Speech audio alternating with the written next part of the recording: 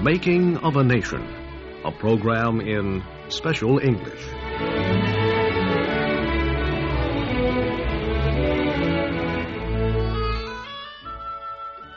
As we reported in our last few programs, President Abraham Lincoln did not live to see the final surrender of the armies of the Confederacy. However, before he was murdered on April 14, 1865, the war was really over. The surrender of Robert E. Lee early in April brought an end to 4 years of bloody fighting. Several other Confederate armies were still in the field, but they were too small and too weak to continue the fight. One army was in North Carolina, commanded by General Joe Johnston. 5 days after Lee's surrender, Johnston asked for a meeting with General William Sherman, the commander of Union forces in North Carolina. Sherman met with Johnston a few days later.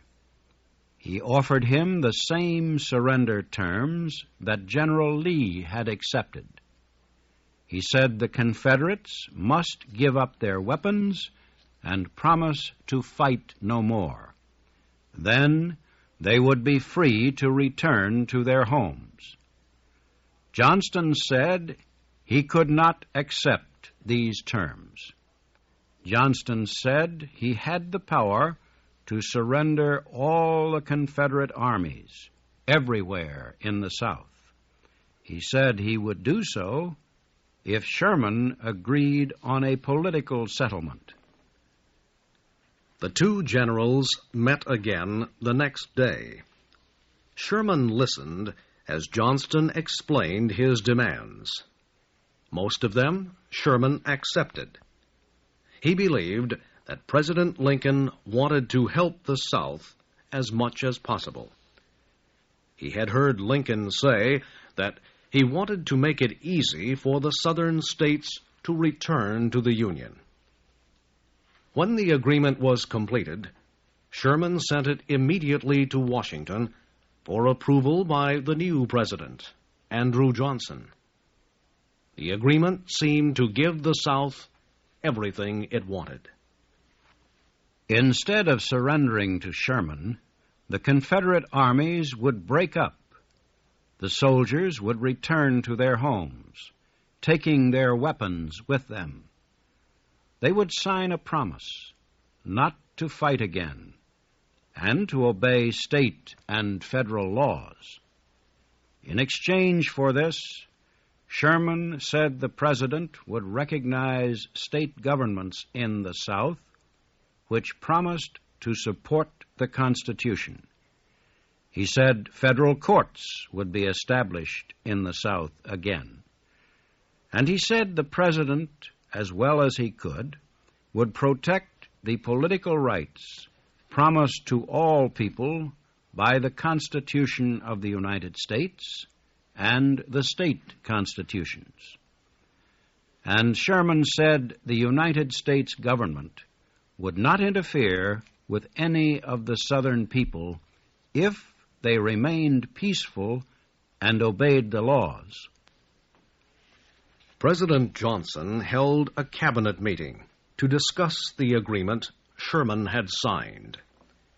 War Secretary Stanton and the other members of the cabinet were violently opposed to it. They said Sherman had no power to make any kind of political settlement. President Johnson rejected the agreement. He said Johnston's army must surrender within 48 hours or be destroyed. He said the surrender terms could be no better than those given General Lee. Johnston decided to surrender. On April 26th, his army laid down its weapons. One by one, the remaining armies surrendered. The soldiers began returning home. Many of them were bitter.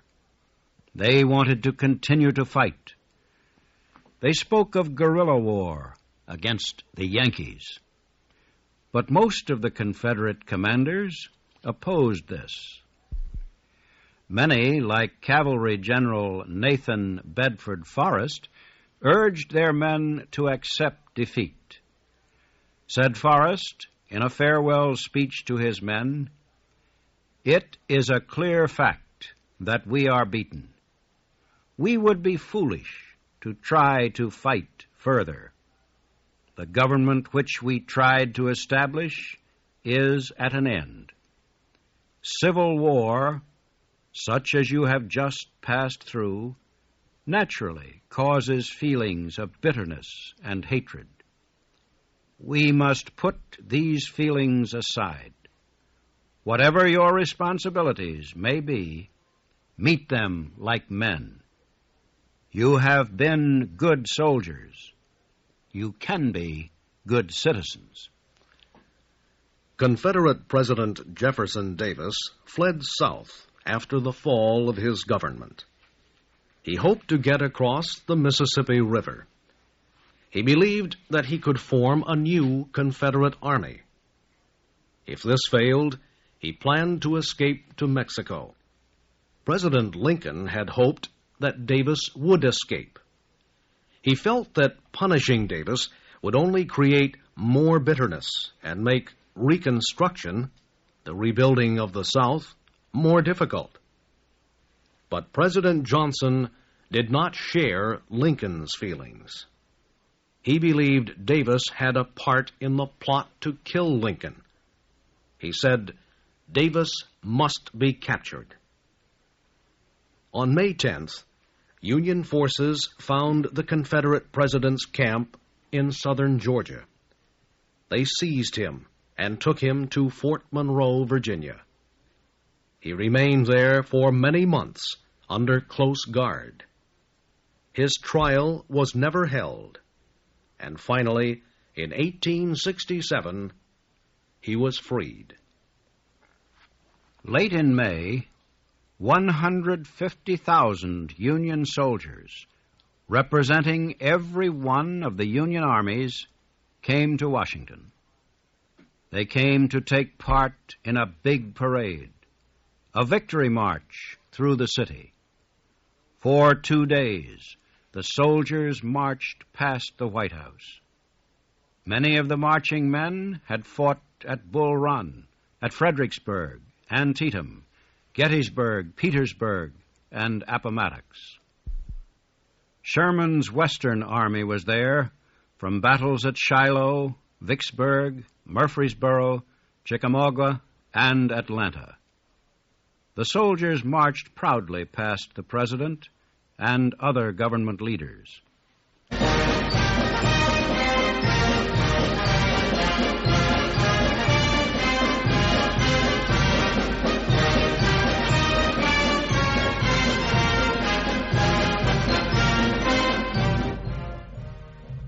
All along the way, from the Capitol building to the White House, were huge crowds of cheering people. Hour after hour, the soldiers passed. Never had the city seen such a celebration. Each group of soldiers had its band and carried its own battle flags. Some proudly carried flags that had been torn in fierce fighting. Finally, late on the second day, the final group of soldiers passed the White House. The grand parade was over. The battle flags were put away, and the marching bands fell silent. The war was ended. Now, men could look about them and count the cost of the war. 4 years of bloody fighting had saved the Union of States. The Northern victory had settled for all time the question of whether states could leave the Union. And it had put to rest the great problem of slavery, which had troubled the nation for so many years. But the costs were great. More than 600,000 men of the North and South lost their lives. Hundreds of thousands more were wounded. Many had lost their arms or legs. The war cost the North almost $3.5 million. It was almost as costly to the Confederates. Most of the war was fought in the southern states, and most of the war damage was there. Hundreds of cities and towns suffered damage. Some, like Atlanta, were completely destroyed by Union forces. The damage outside the populated areas was almost as great. Union armies had marched across the South, leaving behind them widespread destruction. Farmhouses and buildings had been burned, animals and crops seized or destroyed. Transport in the South was especially hard hit. Union soldiers had destroyed most of the railroads. The few Confederate trains that escaped capture were worn out from heavy use. Riverboats had been destroyed, and roads and bridges were in terrible condition. The South had no money to rebuild.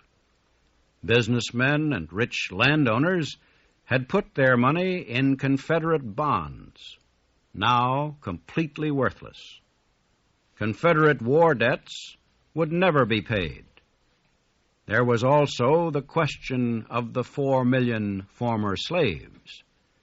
They were free now, but few could take care of themselves. They needed jobs and training. The people of the South faced a difficult future. They had been defeated in battle. Their economy was destroyed. In many areas, there was little food, and the people were hungry.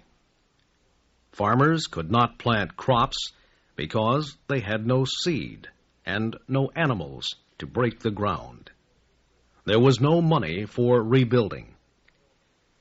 To add to all these problems, radical Republicans in Washington were demanding severe punishment for the South. Instead of offering aid, they demanded that the government sell the property of Southerners to pay Union war debts.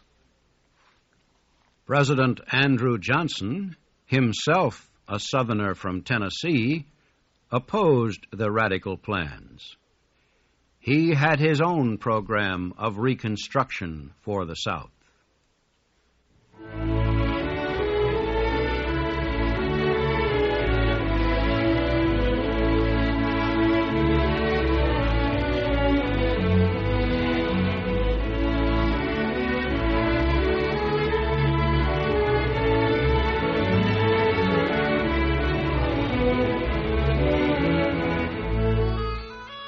You have been listening to the special English program, The Making of a Nation. Your narrators were Morris Joyce and Leo Scully. Our program was written by Frank Beardsley.